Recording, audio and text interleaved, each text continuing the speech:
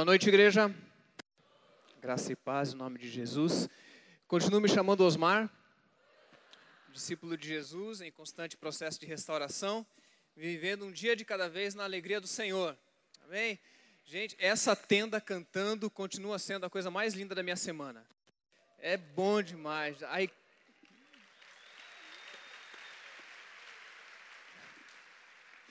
o bom de saber é que a gente só vai trocar a tenda, mas continua sendo tenda. Uma igreja sem portas, uma igreja sem barreiras, uma igreja que está aberta para a comunidade. E eu fico muito feliz de poder estar aqui. Só vou puxar a orelha do Johan depois, porque eu estava quase esquecendo da Bélgica. Já estava sendo algo assim meio do passado, né? Ele vem e me lembra. Mas é interessante como nós brasileiros paramos, né? A sexta-feira, aquele vazio em Fortaleza. E logo em seguida, quando passa essa coisa de Copa, ainda tem uma Copa acontecendo aí, né?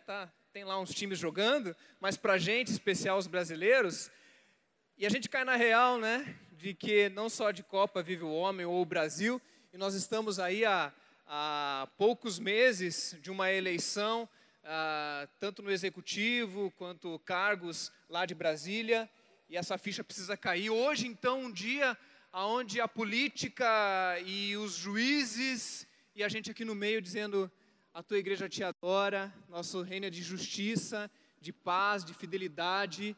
Nós estamos no lugar certo, nós estamos no Brasil, em Fortaleza, querendo fazer a diferença em nome de Jesus. Você crê nisso? Amém? Ficou para mim um privilégio e uma alegria, a disposição de poder iniciar essa nova série de mensagens. Semana que vem o pastor Armando dará continuidade, falando de Neemias, dessa jornada de Neemias, mas com o tema construir para restaurar. Esse é o tema da nossa construção, esse é o nosso tema que temos vivido, o festival está sendo construído em cima disso, e esse é o clima que a gente tem conversado aqui. O Johan já explicou muito bem, o pastor Zé Edson pela manhã, de que existe uma necessidade da troca dessa tenda, existe uma necessidade também do estacionamento, porque vamos ficar pelo menos 3 ou 4 domingos lá enquanto essa tenda estiver sendo trocada. Isso será avisado na hora certa, não é semana que vem, vai ser avisado. Mas existem outras oportunidades de, nesse momento, depois de 15 anos no Pedras, fazermos essa reforma, mas também podemos otimizar o espaço para que a vocação e o chamado dessa igreja, que é continuar construindo vidas e restaurando vidas, possa ser ampliado e aumentado nesse lugar chamado Ancuri, Fortaleza, região sul da cidade e região nordeste desse país. Você crê nisso? Você está junto com isso, com a nossa igreja? Amém, gente? Você está com a gente nisso? Bênção demais, não é? Então, essa é uma série que ela vai dar um pano de fundo teológico, bíblico, de significado para aquilo que estamos fazendo, apenas reforçando uma visão que sempre foi dessa igreja. E nós trabalhamos então o palco com 2 imagens muito claras aqui, que vão nos acompanhar durante esse mês. Uma imagem de bagunça, ou de coisas que estão destruídas e que precisam de restauração. E talvez se você chegou aqui meio desavisado e é nosso visitante e enxergou isso, falou, puxa, deixaram sujeira em cima do palco. Mas a gente que já sabia, não, tem um propósito. Mas do outro lado existe uma outra figura, onde existem instrumentos que podem ser usados para a reconstrução e para a restauração física, porque disso estamos falando, mas muito mais do que isso, apontando para a transformação de vidas e da construção daquilo que acontece dentro dos nossos corações. Para isso, nada melhor do que estudar Neemias. Nós vamos expor o livro de Neemias, colocar diante da igreja esse chamado, e logo em seguida você vai ser então convidado a poder se engajar nesse processo. Abra sua Bíblia no livro então de Neemias, capítulo 1. Neemias, capítulo 1.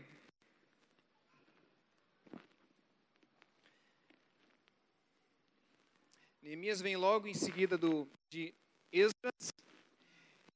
Na verdade, eles eram apenas um livro, mas depois didaticamente eles foram então separados para que a gente pudesse ler. Mas na verdade, eles falam da mesma época, e a gente vai explicar um pouquinho isso durante a mensagem, mas tanto Esdras quanto Neemias é uma convocação para a reconstrução. Neemias 1, versículo 1 diz assim: palavra de Neemias, filho de Acalias.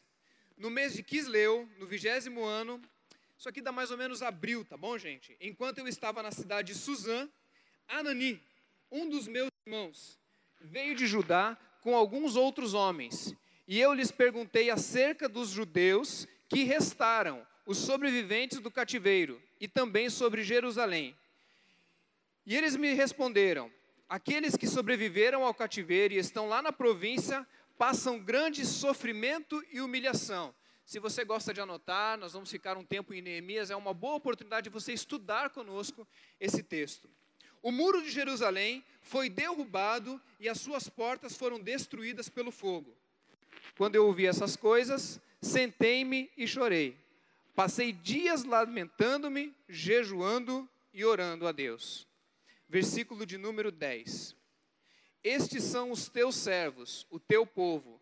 Tu o resgataste com o teu grande poder e com o teu braço forte. Senhor, que os teus ouvidos estejam atentos à oração deste teu servo e à oração dos teus servos que têm prazer em temer o teu nome. Faze com que hoje este teu servo seja bem-sucedido, concedendo-lhe a benevolência deste homem. Nessa época eu era o copeiro do rei. Amém? Vamos orar mais uma vez? Pai, muito obrigado por tudo que já participamos nesse dia, nessa tarde, nesse início de noite. Obrigado pelas verdades que já cantamos e pela certeza de que o Senhor já é o Rei, o Senhor já chegou e a gente crê que o Senhor está nesse lugar, o Senhor habita nesse lugar, habita dentro do nosso coração. E eu te peço, Pai, que a Tua palavra seja suficiente, que a Tua palavra seja eficiente para chegar lá dentro do nosso coração, fazer um checklist, talvez uma mensagem dura, mas ao mesmo tempo uma mensagem de esperança e de mobilização. Que seja muito mais do que versículos lidos ou de ideias humanas, mas que a iluminação do Teu Espírito nos revele agora a Tua palavra. Que assim seja, Pai, para a Tua glória mesmo, em nome de Jesus. Amém, amém, amém. Queridos, nós precisamos contextualizar um pouquinho, antes da gente começar a estudar, o que está acontecendo aqui no início desse texto. Quando ele coloca, então, o dia, o mês, o ano em que essas coisas aconteceram, ele está se referindo a uma época histórica. Neemias não é um livro de historinhas, não é um conto. Neemias, ele viveu, ele existiu. E essa colocação da data dele, de quando ele existiu, é justamente para que a gente pudesse hoje aplicar qual é a consequência disso nas nossas vidas. Neemias, ele está passando de um reino para o outro. Eu fico imaginando quando ele recebe essa notícia de que os muros estão caídos, o que vem na mente de Neemias? Provavelmente, muitas coisas que estavam na mente dele tinham a ver com as profecias que eram feitas sobre o reino de Israel. A saber, Isaías, Jeremias, mas especialmente Daniel, tem uma visão de reinos e reinos que vão se sucedendo, que eu gostaria de trazer hoje para você. Quando Daniel ele vai interpretar um sonho, ele vê esse sonho que é trazido para ele é de uma grande estátua. E essa estátua ela é composta por várias partes, a cabeça, os ombros, o peito, o tronco, as pernas, os pés. E a interpretação que Daniel dá para aquela estátua é de que reinos iriam se suceder na história, reinos iriam passar de um para o outro, até que um dia aquela grande estátua, ou aquela grande sucessão de reinos, cairia de uma vez por todas. Quando ele fez essa profecia, Daniel, ele estava falando da Babilônia, e ele estava na Babilônia. E lá naquele momento, ele já estava dizendo, olha, vai ter um reino que vai vir suceder a Babilônia. E esse reino que vai suceder a Babilônia vai ser sucedido por outro reino. E que vai ser sucedido por outro reino. Até que um dia vai chegar um reino que vai substituir todos os reinos até agora. E esse reino então ele não terá fim. Ele é um reino que sempre teve, sempre existiu. Ele vem ter locus na história. Ele acontece no dia a dia. Mas a partir de agora ele não mais será superado por outro reino. E é interessante desse texto, é que ele fala que essa grande estátua que representa a sucessão de reinos, ela é derrubada por uma pequena pedra, uma pequena pedrinha que se desloca e bate naquela estátua e todas elas caem. E eu queria te fazer uma pergunta. O texto fala que, da profecia, que os pés são de barro, né? E é uma mistura de barro com outro tipo de composição, que aponta naturalmente para Grécia e Roma. Um reino dividido entre Grécia e Roma, ou helênico. Na época de Roma, uma pedra se soltou. Alguém se levantou lá em Israel, dentro do Império Romano. E ele disse assim: o reino de Deus chegou. Chegou o reino de Deus. Quem foi que disse isso? Quem disse isso? Jesus vem anunciar em si um novo reino, e um reino eterno. E sabe o que Jesus diz? Ele diz: olha, o reino de Deus chegou. E eu preciso então relembrar um pouquinho esse conceito de reino de Deus, porque ele vai servir de pano de fundo para tudo que nós vamos falar a partir do dia de hoje. Quando Jesus diz o seguinte, ele encontra com os seus discípulos e começam a perguntar: e aí, o reino, e o reino? Ele fala assim: o reino de Deus já chegou. O reino de Deus está próximo, está lá em Marcos 1,15. Próximo em que sentido? De que um dia ele virá em grande glória? Sim, um dia Jesus voltará em grande glória, no céu. Mas a proximidade do reino que Jesus estava falando, ele está dizendo assim: está ao alcance de todos. Está ao seu alcance, está ao meu alcance.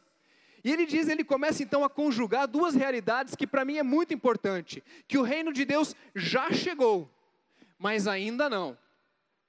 O reino de Deus já está no meio de nós, amém? Sim ou não? Mas ele já é pleno? Ele já é completo? Então ele já chegou, mas ainda não. Isso fica muito claro quando Jesus ele começa então a explicar que ele voltaria e que um dia todo joelho, Filipenses vai dizer isso, né? Paulo escrevendo aos Filipenses, e eu não sei se você crê como eu, mas eu creio que um dia todo joelho se dobrará e toda língua confessará que Jesus é o... Você crê nisso, gente? Você já imaginou?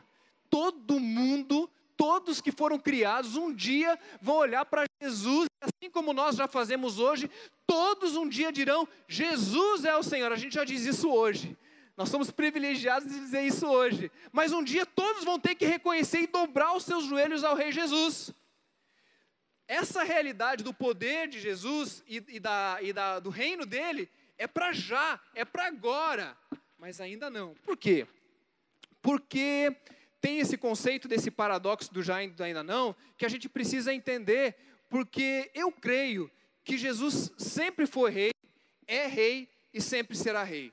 Eu creio nisso. Jesus ele não passou a ser rei, Deus não começou a dominar o universo a partir da cruz, ou a partir do nascimento de Jesus. Não, toda a soberania de Deus desde a eternidade estava mantida. Mas quando Jesus se apresenta e diz: agora o reino de Deus pisou na face da terra, o reino de Deus está aqui, está ao alcance de vocês, o que ele está dizendo é o seguinte: iniciou-se um processo, deflagrou-se um processo que ninguém segura mais. Agora esse reino entra na história para não sair mais. Agora esse reino entra na história para subjugar todos os outros reinos. Quem está de pé senta, quem está sentado levanta. E agora quem comanda não é mais o César, não é mais Nabucodonosor, não é Dário, não é Ciro. Agora é Jesus. E quando ele diz isso e ele aponta para isso, começa-se um processo de transformação e de mudança. Por que a gente precisa entender isso? Porque isso nos dá confiança e nos dá esperança. Eu tinha muita esperança que o Brasil fosse ganhar essa Copa. Por isso que eu acho que eu estou tão chateado. Não estou mais tão chateado, mas fiquei sexta-feira. Demorei para dormir até, né? Se o Renato Augusto acerta aquele chute no final do jogo, a história ia ser outra. Mas se algum dia alguém me dissesse: Osmar, vai assistir o jogo da Copa porque o Brasil vai ser campeão, eu diria: mas quem te revelou isso? Não, está revelado que o Brasil vai ser campeão. Gente, eu assistiria o jogo da Copa, eu veria os caras entrarem, eu torceria, mas eu estaria tranquilo. Estaria tranquilo porque eu sei o que vai acontecer. Não é o caso, né? O Brasil não ganhou a Copa, não vai ganhar, talvez daqui a 4 anos, mas a verdade é que quando a gente tem certeza que algo vai acontecer, isso nos dá confiança e esperança, mas de modo nenhum nos tira a mobilização de continuar estabelecendo o reino de Deus na terra. Jesus um dia vai reinar sobre todas as coisas, amém, gente? Amém, né? Isso vai acontecer, Isso não é paz, isso é esperança, isso é confiança, é certeza. Nós estamos do lado que ganha, do time que ganha. Não há medo, não há pânico no nosso coração. Mas há um serviço pela frente. Há uma missão a ser cumprida. Há algo que precisa acontecer até que isso seja pleno. Por exemplo, a fortaleza é de Jesus, gente? Sim ou não? Fortaleza já é de Jesus? Já. Mas ainda? Por que ainda não? Porque Jesus já pagou o preço por Fortaleza. Por cada família aqui representada. Jesus já morreu por você e pela sua família. Você já é de Jesus. Mas talvez ainda não. Porque de direito ele já pagou o preço. Mas de fato, é só você abrir qualquer jornal de Fortaleza e você vai perceber que Jesus ainda precisa reinar. E a gente tem que andar por Fortaleza dizendo: reina, reina, reina, reina, reina Jesus. O reino de Jesus, ele é tão poderoso, que Jesus ele olha do céu e ele olha para cada centímetro quadrado de Fortaleza. E não existe nenhum centímetro quadrado de Fortaleza que Jesus não reivindique para si e fale: é meu, isso aqui é meu. Então Jesus, ele já é, e ele já é o rei, ele já é o dono, ele já morreu, mas ainda não. Quer ver um outro exemplo? Quem aqui já foi salvo? Diz amém. Olha só, uma vez salvo, salvo para sempre. Jesus nos salva, glória a Deus. Quantos aqui estão sendo salvos? Diz amém. Amém. E quantos um dia, quando Jesus voltar, serão salvos? Diz amém. A teologia explica isso dizendo que nós fomos salvos do poder do pecado. Estamos salvos da influência do pecado, mas um dia seremos glorificados e salvos da presença do pecado. A salvação é algo que é já. Mas ainda não. Um dia isso se dará de maneira plena e completa. Essa visão do já e do ainda não é muito importante para nós, porque aquilo que mobiliza o coração de Neemias, na minha perspectiva, é que na leitura do texto, eu não tenho dúvida de que esse texto é um convite para a oração. Construir para restaurar, e o primeiro capítulo de Neemias, ele é um convite muito claro para que nós nos mobilizemos antes de financeiramente e antes da nossa entrega de qualquer coisa, seja dom, seja o que for, antes disso, Deus está nos convocando a um tempo de oração. Oração de uma maneira diferente, eu espero explicar isso até o final da mensagem. Mas antes da oração, existe um processo que Neemias nos ensina nesse primeiro capítulo que eu gostaria de aprender com vocês nessa noite. O primeiro é que quando Neemias ele escuta a notícia do que está acontecendo com seus irmãos e com Jerusalém, o primeiro movimento de Neemias é que ele se senta. Eu não sei você, mas quando eu sento é porque eu quero pensar. Deixa eu pensar, vou lá sentar no canto, eu fico quieto no meu canto. Talvez o baque da notícia de que seu povo estava sofrendo, o texto fala humilhado e sofrido, fez com que Neemias ele perdesse um pouco o chão e ele se assenta. E nessa hora, passou na cabeça de Neemias toda a promessa de Deus, de que viria um reino, ele estava debaixo da Babilônia, ele está mudando para a Pérsia, porque agora o reino que está instaurado, ele é copeiro na Pérsia, já mudou da Babilônia para a Pérsia, e ele está com isso na cabeça, mas Deus prometeu que um dia esses reinos parariam de suceder, e ele restauraria então o seu povo. Então ele se assenta, e talvez passe na cabeça dele todas as profecias, que vem lhe dar um mínimo de esperança. Mas o texto diz que depois dele se assentar, ele lamenta. E lamentar é algo que eu acredito que nós precisamos aprender a fazer. A gente perdeu isso, a gente murmura. Não é murmurar, tá? Murmurar é reclamação, é ficar de vitimismo. Lamento é aquilo que a gente sente quando a gente perde um ente querido. Quando a gente perde um familiar. Quando a gente perde o emprego. Quando a gente perde o emprego, a gente faz festa ou a gente lamenta? Se você faz festa quando perde o emprego, eu vou ter que conversar com você depois. Porque quando uma coisa ruim acontece, a gente fica chateado, magoado, abatido. Não estou falando murmurar, não estou falando reclamar, eu estou falando da gente naturalmente dizer: puxa vida, será que precisava ser assim? E esse lamento é tão importante que a Bíblia tem um livro só para lamentações. Porque o lamento é algo que nós precisamos resgatar na nossa vida. E Neemias lamentou. Lamentou pelo quê? Ele não lamentou por ele não lamentou pela sua vida, ele não lamentou pelas circunstâncias que estavam lá em volta dele, porque isso ele não tinha nada para lamentar. Mas ele lamenta por uma situação que toca a vida dele, que impacta a vida dele. E o que isso significa? Significa que tem horas que a gente precisa abrir os nossos olhos para algumas ruínas, para coisas que estão desconstruídas ao nosso redor, e dizer, não era para ser assim, não era para ser desse jeito, não foi assim que Deus fez. A boa notícia é que alguma coisa pode voltar a ser original. Quando Neemias ele é impactado pela palavra lamento, ele provavelmente foi levado naturalmente à palavra restauração, porque ele visualiza Jerusalém caída e pensa assim, não foi assim que Deus fez.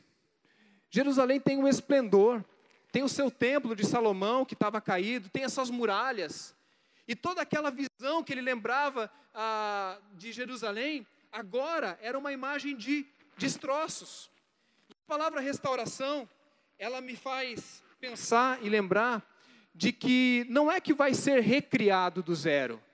Já existia algo já existia, mas precisa ser então refeito, trazido novamente aquilo que é o original, da maneira como Deus gostaria que fosse.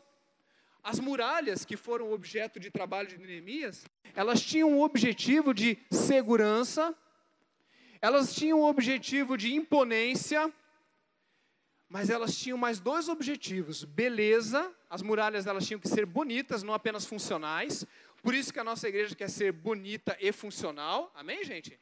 Bonito, funcional, barato, gente, vai ver quanto que custa botar ar-condicionado, botar muro, é barato, gente, mas é bonito e é funcional, maravilhoso. Então, bonito, funcional, mas por último, que possa resgatar a dignidade de Jerusalém. E para mim, isso é uma lição muito especial para o meu coração, de que quando a gente fala de restauração, a gente não pode chegar para a pessoa para contar uma boa notícia falando algo ruim. Por exemplo, você chega para evangelizar alguém e diz assim, eu quero falar uma boa notícia do evangelho para você, eu tenho as boas novas. A pessoa fala, puxa, boa notícia, eu estou precisando, né? Estou precisando de uma boa notícia. Qual é a tua boa notícia? Daí a gente diz assim, você é pecador. Eu acho essa uma péssima notícia, não sei você. No dia que eu entendi que eu era pecador, isso foi ruim para mim. Porque nós começamos o nosso evangelho em Gênesis 3. A gente esquece que a Bíblia começa em Gênesis 1. E Gênesis 1 e 2 vai nos dizer que nós fomos criados à imagem e semelhança de Deus. Amém? Você é a coisa mais parecida que tem com Deus nessa face da terra, sabia disso? Não tem cavalo, não tem arco-íris, não tem planta. O ser humano é o que de mais parecido com Deus existe na face da terra. Por isso a boa notícia é dizer assim, você é amado por Deus e você tem uma dignidade da imagem e semelhança de Deus colocada em você. Aí sim é uma boa notícia. Aí você chega lá no Grão de Mostarda, hoje pela manhã me cumprimentava, falou, pastor, faz quanto tempo você não vai lá? Falei, não, vou aparecer de novo. E você chega lá e fala assim, tem uma boa notícia para vocês. Vocês são a cara do Pai. Vocês são a cara do Pai. O grande problema é que se a gente olha para nós mesmos com honestidade para essa sociedade, a gente vê que tem algum problema. E aí sim a gente fala do pecado. O pecado foi aquilo que desconfigurou a nossa imagem e semelhança de Deus. Por isso, o nosso chamado como igreja não é recriar humanos, não é transformar humanos em anjos. A gente não vai ser anjo no céu, nós seremos humanos no céu. Porque humanos à imagem e semelhança de Deus, humanos como Jesus, humanos completos. E a gente vai dizer, olha, você precisa de restauração.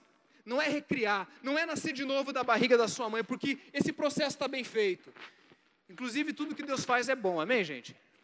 Então amanhã, quando você acordar, você vai lá no espelho, sem tirar a remela do olho, cabelo despenteado, e fala assim, tudo que Deus faz é bom. Eu amo esse ser que Deus criou, se amar. E a partir desse momento você dizer, Deus agora começa a restaurar a minha vida, começa a transformar a minha vida. E quando a gente fala dessa questão dos muros caídos ou derrubados, a gente começa a perceber que existem coisas dentro de nós que precisam ser restauradas antes da gente restaurar fora. A gente precisa lamentar e começar a ver circunstâncias dentro de nós e fora de nós que precisam novamente ter a imagem e semelhança de Deus. Pessoal, Jerusalém, ela é uma cidade, como é que eu posso dizer?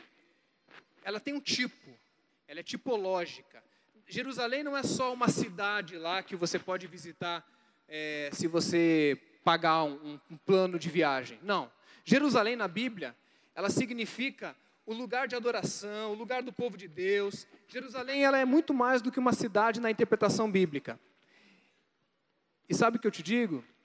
Eu digo que a Bíblia me diz que a Jerusalém será substituída por uma nova Jerusalém. Isso vai acontecer. Lá no Apocalipse diz que do céu vai descer uma nova Jerusalém, substituindo Babilônia, substituindo o que for. E sabe o que eu creio também? Eu creio que um dia Fortaleza será então substituída por uma nova fortaleza. Uma nova fortaleza. E a coisa mais linda do mundo é que daqui até esse dia, já e ainda não, eu e você vamos construir essa nova fortaleza a partir do reino de Deus no nosso coração. Eu estou tão impactado com esse texto, gente. Eu estava nervoso para pregar hoje aqui, porque para mim ele é um texto muito sério e muito profundo. Porque ele vai dizer para nós o seguinte: Deus não vai transformar Fortaleza em Curitiba. As pessoas me perguntam, Osmar, o pessoal aqui em Fortaleza é mais educado ou menos educado do que em Curitiba?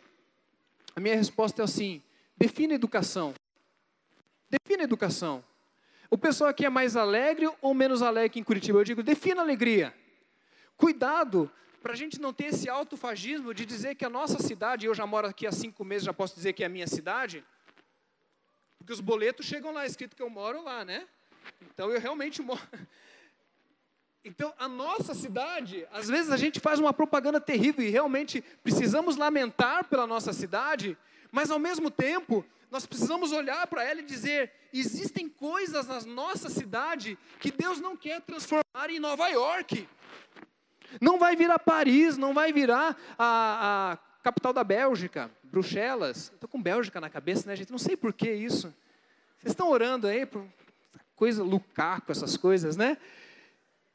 Por que eu estou dizendo isso, gente? Porque Deus, Ele está resgatando de volta para si todas as coisas. E Ele está restaurando tudo aquilo que Ele fez. Nordestino, povo, como o Orlando canta tão lindamente, né? Do menino, do nordestino, da alma do menino que nasceu aqui, restaura, porque o nordestino tem uma alegria que Deus só colocou aqui para vocês, gente. E eu, quando eu era jovem, há pouquíssimos anos atrás, eu gostava de rock. E eu era de uma geração que, quando eu me converti, eu tive que jogar fora todos os meus CDs de rock. E olha, foi a melhor coisa que eu fiz. Porque eu tinha o cabelo comprido, eu fazia rabo de cavalo, ia tocar no louvor, deixava todo mundo escandalizado, mas chegou um momento em que eu precisei cortar os meus vínculos com um tipo de cultura que, para mim, enquanto adolescente, era uma confusão. Mas logo em seguida de que eu joguei tudo aquilo fora, Deus começa a levantar algumas bandas evangélicas para tocar rock e trocar a letra que idolatrava pessoas e entidades, sei lá o quê, e colocar letras que adoram ao Senhor Jesus. E eu participei de um movimento onde Jesus foi lá, pegou o rock da mão do capeta e falou, todos os ritmos pertencem ao Senhor Jesus. Não existe nenhuma cifra, nenhuma nota que Jesus não diga, é meu. Não tem nenhuma harmonia, nenhum ritmo. Tudo que é belo nessa vida descende do Pai das luzes, tudo que é bonito vem do Senhor. E tudo que o diabo tenta roubar fica esquisito, fica torto. E eu era roqueiro, eu gostava de rock, até hoje eu gosto de ouvir, e hoje eu já seleciono melhor. Mas eu quero dizer um negócio para vocês. Hoje eu preciso dizer o que inundou meu coração na semana passada. Eu nunca tinha visto um Arraial do Milagreiro. Eu sou do Sul, pessoal. E eu estava ali nesse canto, né? Comendo na mesa dos irmãos, né? E daí pega ali, pega lá, já estava cheio, daí o pessoal do meu GL vai lá e vai comer e tal. E de repente começa um forrozão. E o Orlando, e o povo aqui, e eu venho ver aquele movimento nessa tenda, e aquilo começa a encher meu coração de alegria. Eu devo ter mais ou menos uns 10 ritmos musicais que eu gosto. Forró é o 11º. Não é o meu gosto pessoal, não sei, não conheço os ícones da música do forró. Mas eu comecei a chorar naquele canto ali. Eu chorava, o Dandam me encontrou ali, eu escorria de chorar. E daí na hora que entrou aquela quadrilha, vestido de sertanejos, de nordestinos, e começou dentro da cultura cearense, da cultura nordestina, dizendo assim, não existe 1 centímetro da cultura cearense que Jesus não diga é meu, e o arraial agora não é de São isso, de São aquilo, agora o arraial é do milagreiro, do Senhor Jesus. Aquela hora eu comecei a aplaudir ali, gente, e eu aplaudia, eu chorava, e teve uma hora em que a quadrilha parou, foi para lá e foi para cá, e eu tentando fazer foto e filmando, eu parei para ficar chorando, e eles ajoelharam, e a música parou, e eles olharam para o canto e começaram a fazer uma oração, ajoelhados, suando, com esse calor de Fortaleza, suando, chorando e cantando. Eu falei assim, Senhor Jesus, valha-me Deus, se no céu não tiver forró, nem vou. Porque eu vou te contar um negócio. Que alegria essa igreja me fez passar sábado passado. Essa igreja explodiu. Queridos, não estou falando que você tem que gostar de tudo. O gosto é diferente, graças a Deus, porque temos gostos diferentes. Mas eu consigo ver Jesus entrando no meio dessa cidade dizendo assim, tem coisa maravilhosa que só tem em Fortaleza e vai ser daqui para o mundo, daqui para a eternidade. Meus irmãos, vamos restaurar a cidade de Fortaleza, com todas as suas culturas, com todas as suas belezas, do teu jeito, do jeito que Deus está te chamando a fazer. Queridos, quantos concordam com o que eu falei até agora? Bate palma uma vez. Legal. Não, só para saber se você está prestando atenção, tá bom? Não é difícil concordar com o que eu falei até agora, porque eu embasei biblicamente, contei a história. O nosso problema não é concordar. O nosso problema é que, de concordar, até ter coragem de orar, tem algumas barreiras. A primeira delas, Neemias enfrentou uma barreira de distância. Quando ele fica sabendo do que aconteceu com Jerusalém, depois de tanto tempo de exílio, tanto tempo de Babilônia, ele pensa assim, agora que eu estou sabendo disso, sou eu que tenho que ir lá, né? Porque a notícia chegou para mim, então eu tenho que ir lá. A primeira barreira que Neemias teve que vencer para chegar até lá, foi uma barreira física. Ele estava a mais de 1.200 quilômetros de Jerusalém. De Babilônia, dali onde ele estava, a cidade do Medo-Persas, né? Do Império Medo-Persa, até Jerusalém, 1.200 quilômetros. Isso dá daqui até Salvador, mais ou menos. Essa distância, se você colocar no Google Maps aí, ou no Waze, vai demorar mais ou menos 16 horas. Parando, conversando, dormindo em algum lugar, 2 dias, tá? 2 dias, 3 dias, chutando alto.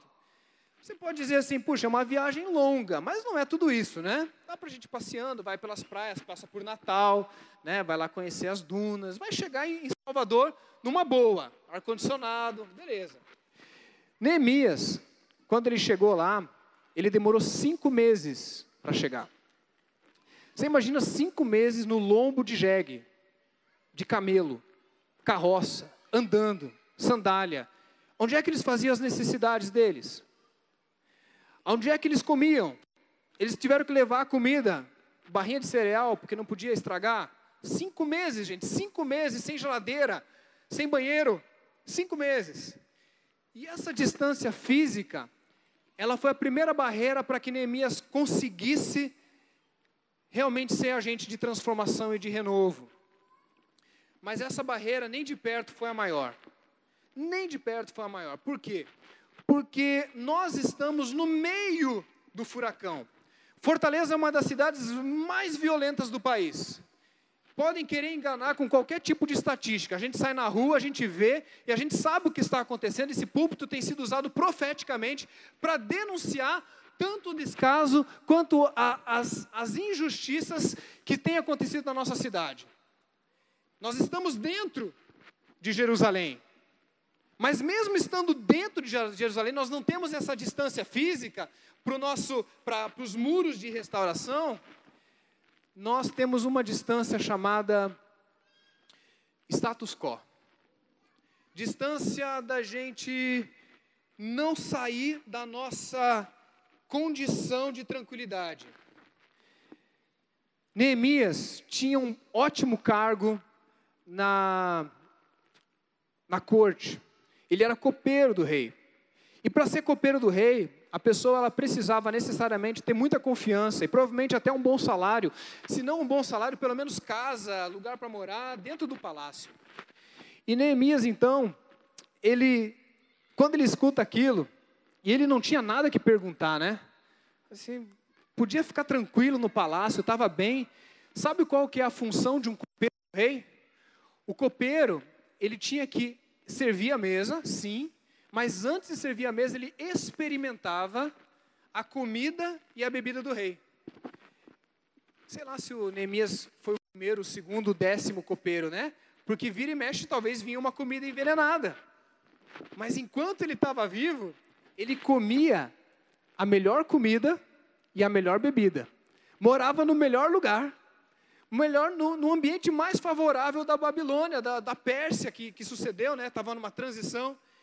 E o que acontece é que Neemias sabia, presta atenção nisso que eu vou falar agora, o que é ser um homem de Deus no governo e o que é ser um homem de Deus do governo. Neemias, ele era um homem de Deus no governo, sim ou não? Mas ele não era do governo. Ele não atendia às agendas do governo. Meus irmãos, em nome de Jesus, que a gente consiga eleger homens de Deus para os cargos públicos agora no mês de outubro. Amém, gente? Para que essas pessoas cheguem lá e sejam homens no governo, mas não do governo. Porque Neemias conseguiu separar isso dentro do coração dele. E que quando algo doeu no coração dele, ele com status quo, com uma situação tranquila, seu nome provavelmente famoso, ele diz, eu vou abrir mão da minha comodidade. E abrir mão da comodidade é uma das coisas mais difíceis que tentamos fazer no século 21. Porque a nossa vida gira em torno de conforto.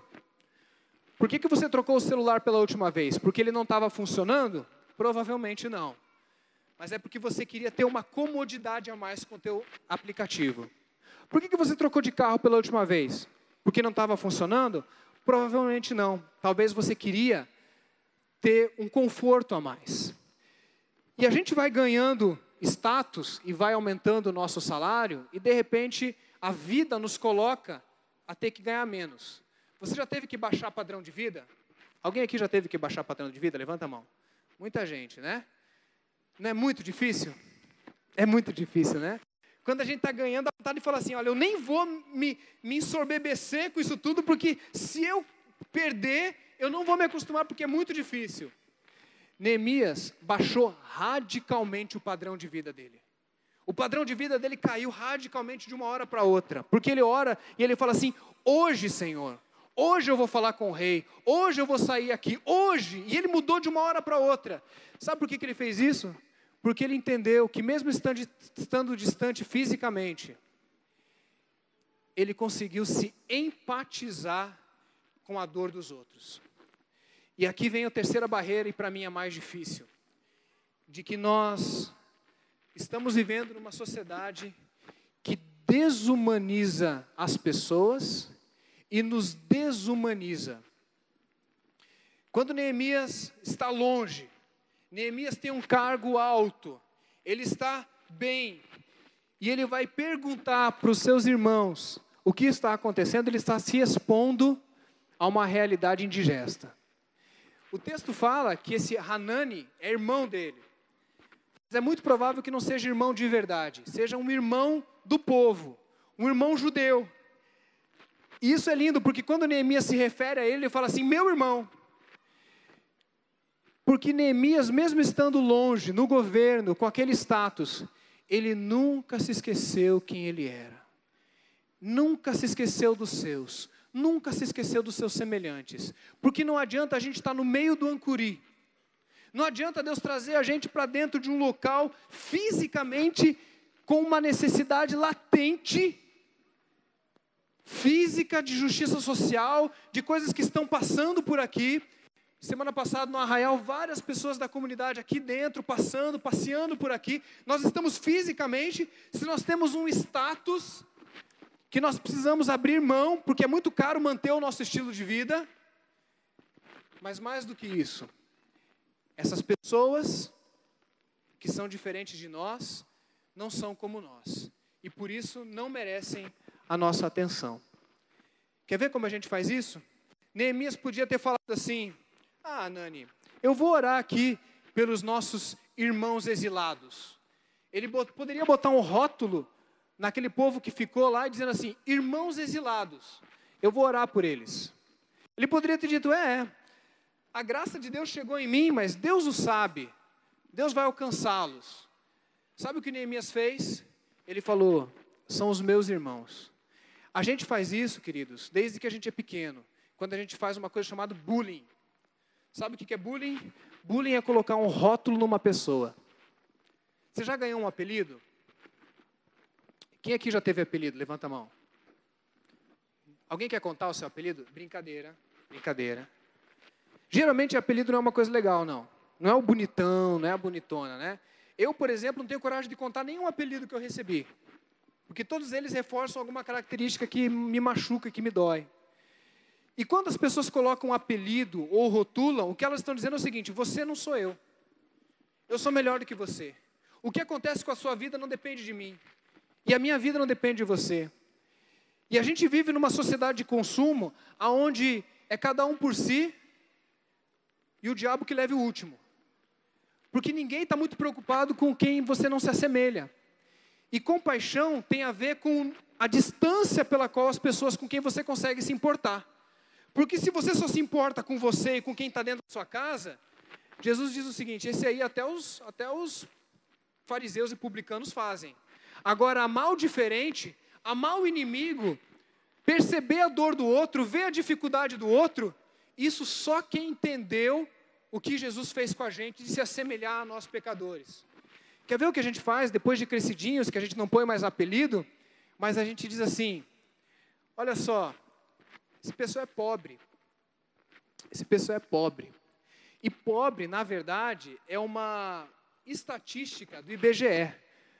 Pobre, excluídos, miseráveis, pessoas que não têm oportunidade de trabalho, pobre. E você diz assim, olha quantos pobres tem lá. E pobre, na verdade, deveria ser apenas um número. Mas atrás de um pobre tem uma coisa chamada pessoa. Tem alguém que não pode ser simplesmente taxado como pobre ou como miserável. Vamos orar aqui pelos pobres. Peraí, quem são esses? Quem são esses pobres?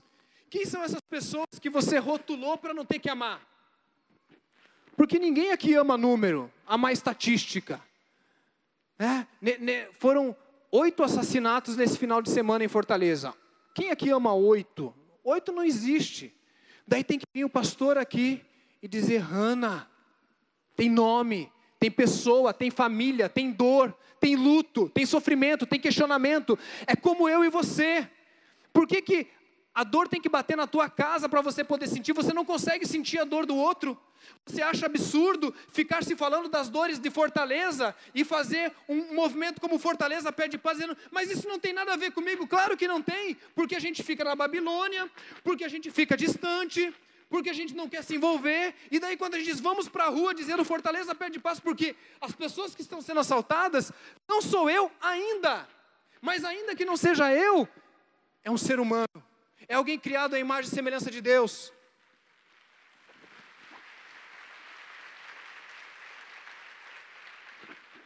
E a gente precisa se identificar com essas pessoas, meus amados, porque senão a gente não é igreja, senão a gente vai fazer outra coisa. A gente tem que chegar junto a essas pessoas e dizer, nós estamos sofrendo com vocês. Vem para dentro de mim, eu vou para dentro de vocês, nós vamos juntos nessas causas. E não precisa se envolver em todas as causas, porque você vai ficar louco. Mas qual é a causa que você lamenta? Que você precisa dizer, Deus, me usa no processo de restauração. Alguma coisa precisa ser feito, eis-me aqui. Me usa, Senhor. Me tira do meu status, da minha distância e desses rótulos malditos que o diabo colocou nas nossas viseiras. Irmãos, acabou a Copa e agora o país vai viver uma coisa chamada polarização de ideias. Se você falar que você vota no PT, vai ter um pessoal que vai querer matar você. Crente não mata, né? Crente fala, Senhor, promove para a glória. Né? Não aplaude não que tem volta. Daí você pega e fala assim, olha só, aquele lá é coxinha. Daí o cara do PT vai dizer para o coxinha, olha, reaça, o pista. Daí o crente também promove. Você vê como é que a gente polariza? E a gente quer falar de um reino que não fica preso nessas ideologias rasas, mas diz o seguinte, tire esse rótulo da frente dessa pessoa e trata a pessoa como teu irmão. Pessoal, grupo de WhatsApp dá vontade de sair até depois das eleições. Porque você perde irmão, primo, tio, pai, mãe, sei lá. É discussão, porque você compartilha uma notícia que tem a frase PT, que tem a frase Temer, que tem a frase qualquer coisa, aquilo vira uma divisão, um racha, e aquilo que deveria ser um momento de atrair, aquilo se torna rótulos que nos afastam. Meus irmãos, não dá para dizer em quem que você vai votar. Isso aí o Espírito Santo vai ter que te ajudar a ter consciência cidadã. A questão é a seguinte, não se iludam. Neemias se utilizou de uma mudança do poder político da Babilônia para a Pérsia para iniciar um movimento de restauração. Sim, nós precisamos votar bem, porque uma mudança de governo pode oportunizar uma grande mudança de restauração da vida do pobre, do miserável e das pessoas que mais precisam nesse país. Gente, isso aqui não é conversa política, eu estou falando de reino de Deus, amém? Não estou falando de partidarismo, estou falando de reino de Deus. Não estou nem aí para partido político, tem que ter, porque a democracia tem que ter partido político, mas mais importante que isso, tem que ter pessoas. Um dia perguntaram para um pastor amigo, como é que Deus se relaciona com os homossexuais? Gênero, transgênero, rótulo. E esse pastor respondeu algo fantástico, eu guardei isso no meu coração. Deus não se relaciona com homossexuais. Deus se relaciona com pessoas. Pessoas. O homossexualismo, o pecado, a doença, a disfunção, a doideira, o ladrão, isso é aquilo que veio depois com o pecado. O que Deus quer fazer é revisitar a originalidade daquilo que Ele mesmo fez e transformá-lo à imagem de Jesus. Você crê nisso? Diz amém? Amém, amém. É isso que Deus quer fazer em nome de Jesus, querido. Mas antes de tratar com a pessoa, a gente vai para o rótulo. A gente conversa só do rótulo. Ok. Neemias lamentou, sentou e ele jejuou. Eu queria que você abrisse a Bíblia agora em Isaías capítulo 58 e eu já me encaminho para o final. Quando o texto diz que ele jejuou, provavelmente ele deixou de comer. Tá? Jejum, via de regra, é deixar de comer sim. Mas Neemias, como um bom judeu, sabia que não era só deixar de comer. O jejum que agrada a Deus, ele é mais do que deixar de comer. O convite do verdadeiro jejum, segundo Isaías, é diferente. Versículo 6. Olha o jejum de Neemias. O jejum que desejo não é este. Deus falando, né?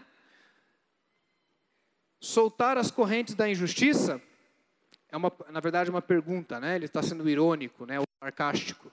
Soltar as correntes da injustiça, desatar as cordas do jugo, pôr em liberdade os oprimidos e romper todo o jugo? Não é partilhar a sua comida com o faminto, abrigar o pobre desamparado, vestir o nu com o que você encontrou e não recusar ajuda ao próximo? Você está praticando jejum? Porque Neemias sentou, lamentou e jejuou. Esse é o jejum que se espera.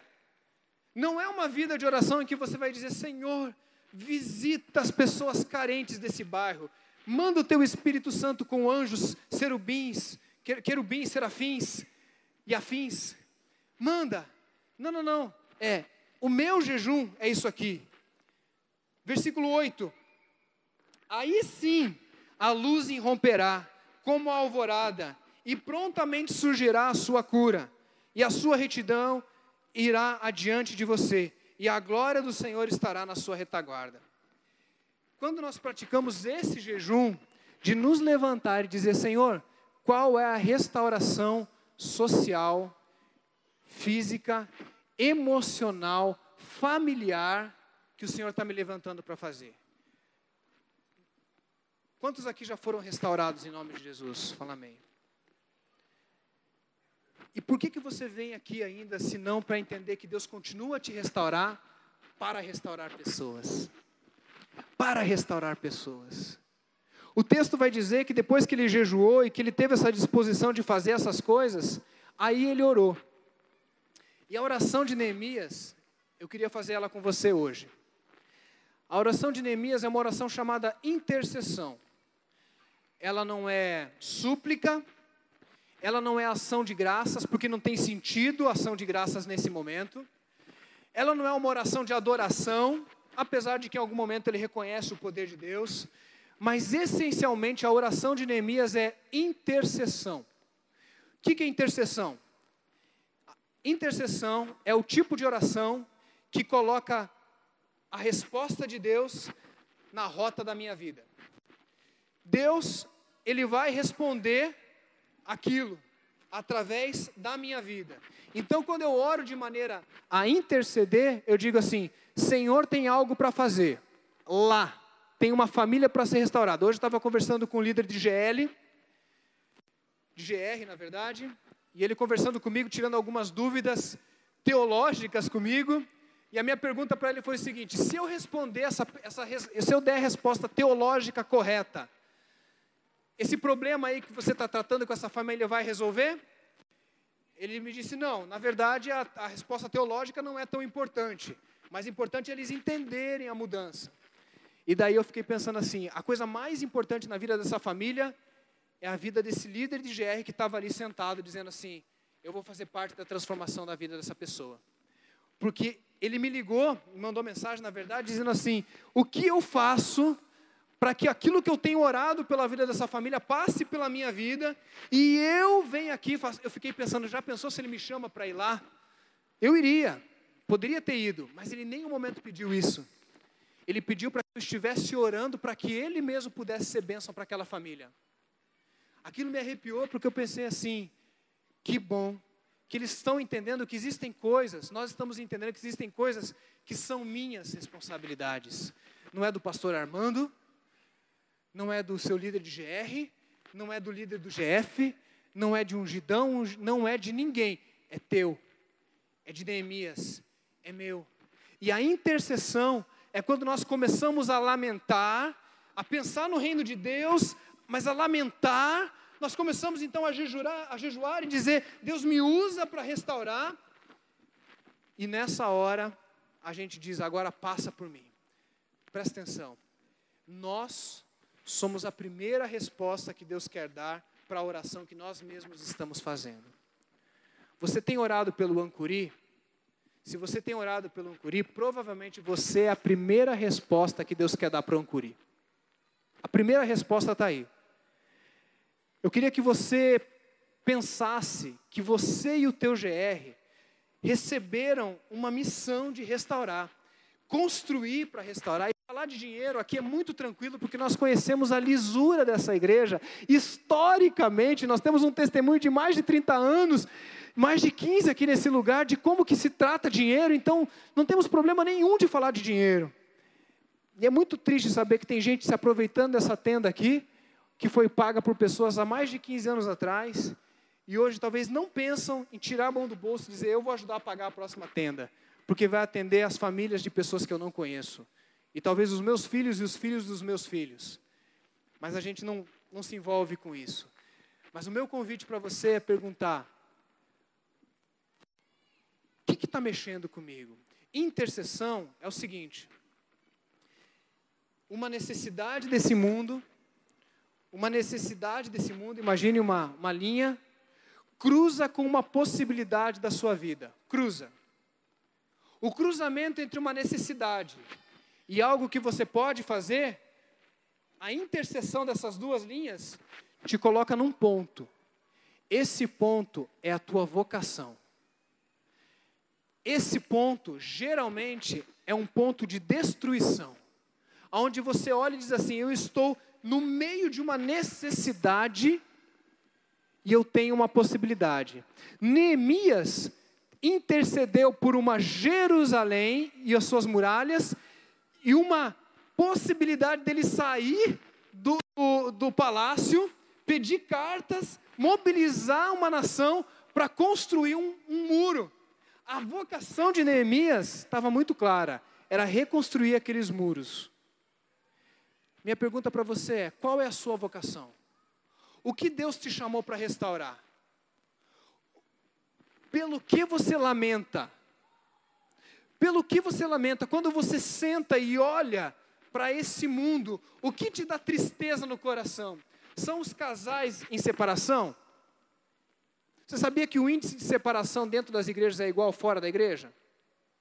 Você lamenta por isso? Se você lamenta por isso, e você tem um casal dentro do seu GR que está pensando em se separar, você diz assim: eu lamento, eu posso fazer algo. Pronto, minha vocação. Não precisa orar, não precisa colocar a mão, não precisa de revelamento, não precisa de revelação. É só dizer: Deus, eu lamento e eu posso fazer algo. Eu nunca tinha entrado no Ancuri. E Deus colocou no coração de umas pessoas aqui da igreja de reformar a casa de uma senhora chamada Vânia. E nós já ouvimos essa história, que foi contada e recontada, como a história de Neemias foi contada e recontada. Só que no dia da inauguração da casa da dona Vânia, eu decidi ir lá. Eu já tinha entrado de carro, na verdade, porque eu tinha ido no Patativa e já tinha passado por ali, mas a pé mesmo nunca tinha ido. E eu passei por aquelas ruas e eu vi que... Lembrei daquela música do Chico Buarque, né? Gente humilde, gente sorrindo, gente feliz, comendo pipoca, conversando, gente igual a gente, melhor que a gente como a gente. E quando eu entrei lá, eu vi aquelas casinhas todas pintadinhas. E sabe o que eu pensei? Alguma coisa eu também vou ter que fazer para Deus mudar essa realidade. E um grupo de pessoas aqui transformou a casa em uma rua. Você já imaginou o que pode acontecer quando essa igreja toda se levantar e disser: eis-nos aqui. Eu vou parar de dar desculpa. Eu vou parar de dizer que eu não tenho tempo. Eu vou parar de dizer que eu não tenho dinheiro. Porque você nunca vai ter dinheiro suficiente. A gente sempre vai querer, a gente vai ter que mudar, baixar o nosso padrão de vida, senão nós não vamos fazer nada por ninguém nunca. E quando a gente baixa o padrão de vida e olha nos olhos de alguém e diz assim: Senhor, agora me usa na vida dessa pessoa, queridos. Não mais do que de repente você vai perceber que você está dentro de uma situação onde Deus vai te usar para a restauração da vida de alguém. Quantos creem numa nova fortaleza em nome de Jesus? Já?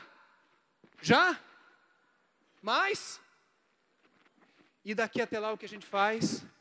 A gente pega aquilo que Deus nos deu e vai fazer. Queridos, pensa agora se Deus te falou uma coisa que você lamenta. Você conseguiu lembrar de uma coisa pelo menos? Quem conseguiu pensar em uma coisa pelo menos? Levanta a mão. Pelo menos uma coisa. Uma coisa. Você pode fazer alguma coisa por isso hoje? Pode fazer? Pode fazer? Eu queria que você fizesse como Neemias fez.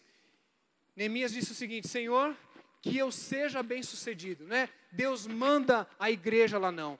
Carlinhos Queiroz me ensinou uma coisa fantástica lá no EPL. Ele disse assim: eu comecei a cuidar de crianças lá em casa. Quando deu 26 crianças, eu percebi que eu não ia dar conta. Daí eu fui pedir ajuda para a igreja. Às vezes a gente fala assim: por que a igreja não faz isso? Por que a igreja não faz aquilo? Por que a igreja está gastando com isso e não está gastando com aquilo? E eu aprendi o seguinte: em vez de perguntar por que a igreja não faz, por que eu que sou igreja ainda não estou fazendo? Por que eu estou esperando que alguém ponha a mão na minha cabeça, que alguém me dê um título, que alguém me dê um cargo? Querido, se tem um lamento no seu coração, E algo simples que você pode fazer. Você pode pegar o teu GR, o teu GL essa semana e fazer uma visita numa casa com pessoas necessitadas, de velhinhos, pessoas que precisam de cuidado, de carinho. Fazer uma visita para aquela família que há muito tempo não tem vindo na igreja. Quem pode fazer uma visita assim? Quem pode chamar o pessoal e falar, vamos fazer uma coisa escandalosa, vamos cada um juntar aqui, comprar 2, 3 pizzas, vamos surpreender esse pessoal e dizer, vocês estão fazendo falta. A gente vai cuidar daquele filho, daquela pessoa que está lá afastada, porque a gente coloca um rótulo e fala, desviado. Pessoal, quem vem na igreja e um dia ganha o rótulo de desviado, tem que orar por quebra de maldição. Porque maldição de crente é um negócio terrível, gente. Não creio em quebra de maldição, estou falando dessa coisa da gente dizer desviado. Por que então você não tira o rótulo e fala assim, se não fosse a graça de Deus, eu estaria lá também. Então, só de uma coisa, deixa eu comprar uma pizza aqui e vou sentar com você desviado. Porque Jesus ama você, restaurou a minha vida, vai restaurar a tua também. Domingo que vem nós vamos sentar um do lado do outro aqui, ó. Escutar o pastor Armando pregar. O que Deus falou com você, amados? Qual é a intercessão do que Deus quer para aquilo que você pode fazer? Enquanto a gente escuta essa música, se você não fechou o texto de Isaías, eu quero dizer para você que tem uma promessa. Isaías 58. E eu vou ler na linguagem de hoje, porque ela traduziu de uma maneira tão linda. Isaías 58, versos... O pessoal do louvor pode chegar aqui? Versos de 9 em diante. Isaías 58, 9 em diante. Tem profecia, tem convocação, mas tem promessa. Eu sou do povo. Vamos ficar de pé para fazer essa leitura? Teve um que ficou de pé ali, eu já pensei. Vamos ficar de pé para mudar o corpo aí, né? Vamos terminar orando, gente? Quem topa? Vamos terminar orando, fazendo um momento de clamor aqui? Vamos levantar um clamor nessa noite aqui por Fortaleza? Vamos levantar, vamos fazer um som gostoso de oração aqui. Não vai embora não. Eu sei que talvez você quer ver os gols do Fantástico. Vai passar de novo o gol da Bélgica lá. Então não vá, fica aqui, melhor. Vamos gastar um tempinho em oração, tá bom? Sem pressa de ir embora. Eu sou do povo que crê no já, mas ainda não. E quando eu me ponho a restaurar, eu creio, gente, que tem uma promessa para mim.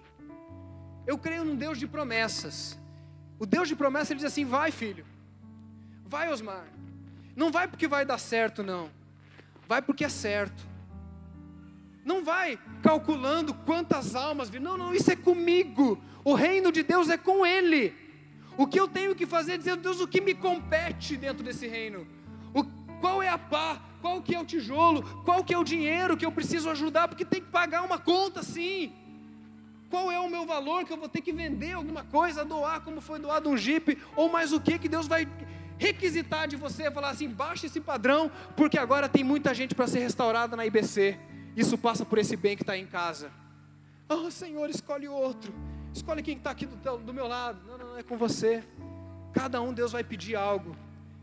Mas quando Ele pede, Ele diz assim, eu tenho promessa para você. Eu quero ler essa promessa para você, para a gente terminar orando bem legal. Diz assim, versículo 9.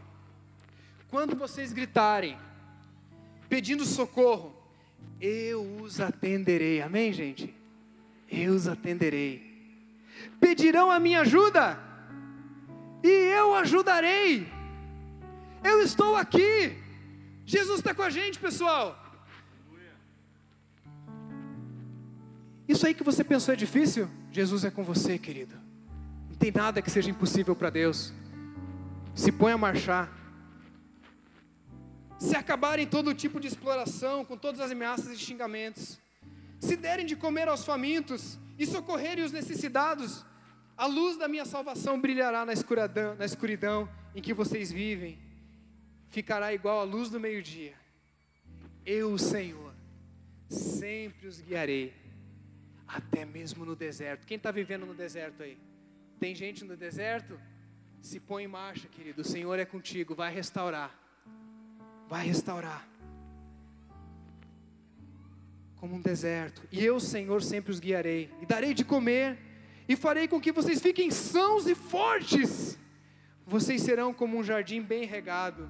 como uma fonte da onde não para de jorrar água.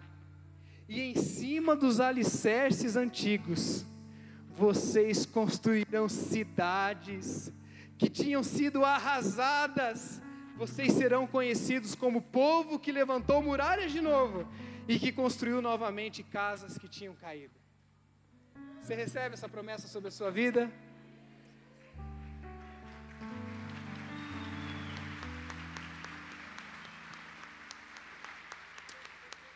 Queria que a gente levantasse as nossas mãos agora e dissesse: eis-me aqui, Senhor.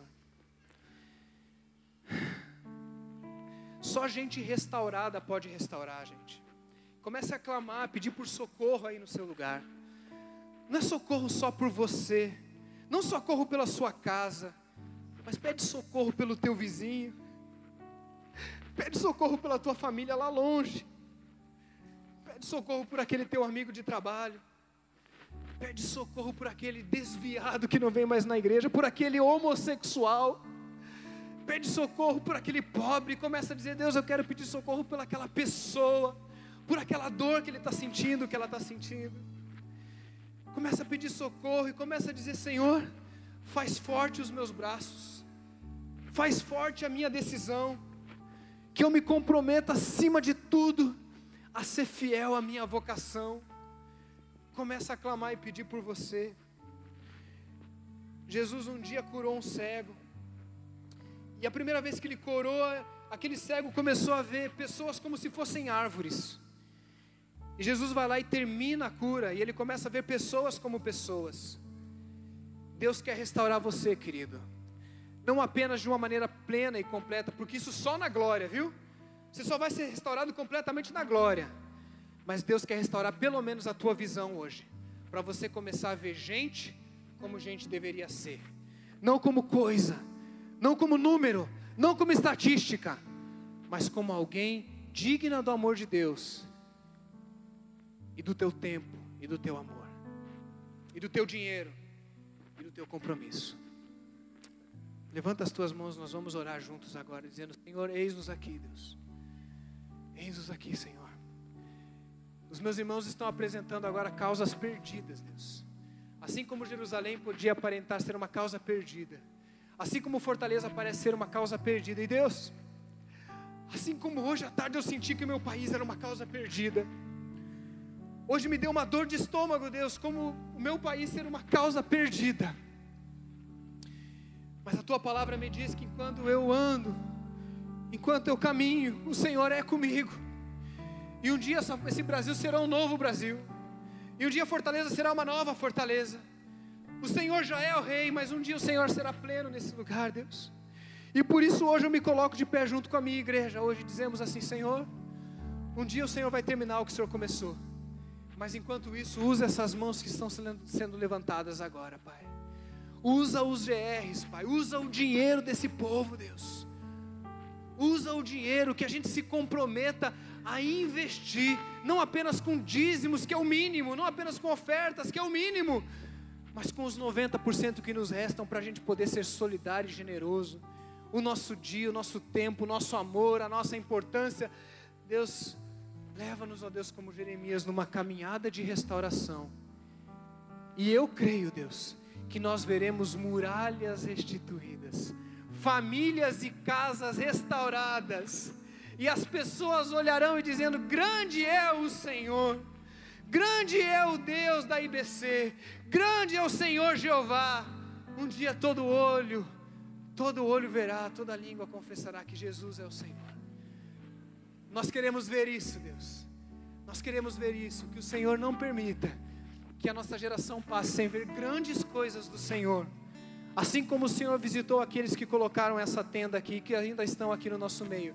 Que nós sejamos um povo da nova tenda, dos novos tempos, do que virá para o futuro, de agora e para tudo sempre. Amém. Tem alguém aí perto de você que entregou a vida a Jesus? Quem quer entregar a vida a Jesus aí, levanta a sua mão. Quem hoje está dizendo: Jesus é o Senhor da minha vida, e eu entendi que eu preciso viver com Ele. Alguém quer entregar a sua vida a Jesus? Amém? Eu não estou vendo, mas alguém viu. Então estão aplaudindo e você vai lá abraçar. Mais alguém? Mais alguém entregando a vida a Jesus? Mais alguém? Mais alguém, gente? Se eu não vi, se alguém entregou, que Deus o abençoe. Procure o pessoal ali da Conexão e tenha uma semana.